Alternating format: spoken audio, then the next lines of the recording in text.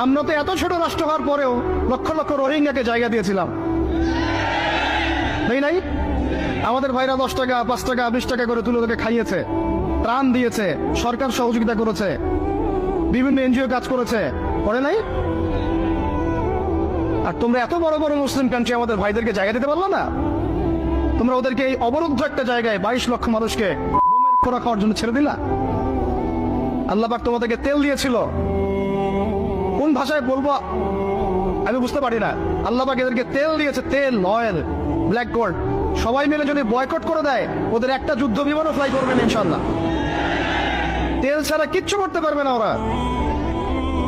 বাদশাহ ফয়সাল সৌদি আরবের প্রাক্তন রাজা ছিলেন, বাদশাহ ফয়সাল রাহিমাহুল্লাহ বলবেন, ওই একমাত্র সাহসী একজন নেতা দেখেছিলাম 1973 দিকে অয়েল বয়কট করে দিয়েছে।